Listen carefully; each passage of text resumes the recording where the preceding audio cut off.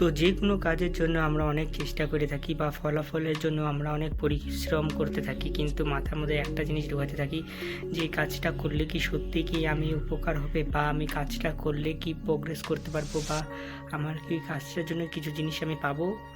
এটা আমাদের মাথার মধ্যে থাকে, কিন্তু একটা জিনিস আমাদেরকে মনে রাখতে লাগবে, ফলাফল পাওয়ার আগে আমাদেরকে সেই কাজটা ভালো মতন আমাদেরকে করতে লাগবে। না করে আমরা ফালতু কতগুলো ডিসিশন নিয়ে নিই, তার সঙ্গে কাজের প্রতি আমরা আর আকর্ষণই থাকে না, আর করতে থাকি শুধু আমরা ফালতু টকিং।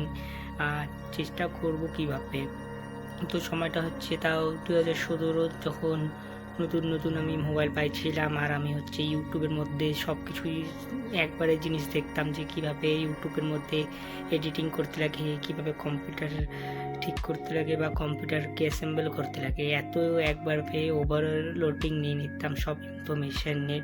ওই জন্য যখনই যে কোনো সিম্পল কাজও থাকতো তাও আমি পারতাম না, ভাবতাম ফলাফল একবারেই বাইরে যাবো না, কাজটা করে অ্যানালাইসিস প্যারালাইসিস হয়ে যেত। তো অ্যানালাইসিস প্যারালাইসিস হয়ে গেলে আপনারা আর কোনোদিনও বাঁচতে পারবেন না।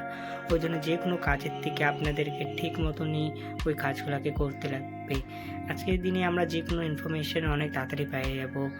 আপনাদের দাদুদের তুলনায় বা আপনাদের বাবা মাদের তুলনায় আপনারা যে কোনো ইনফরমেশান একবারে পেয়ে যেতে পারবেন। এই এতগুলো ইনফরমেশান থাকার জন্য আমরা ঠিক মতন ডিসিশন মেকিং করতে পারি না, ওই জন্য আমরা যে কোনো কাজ করতে পারি না।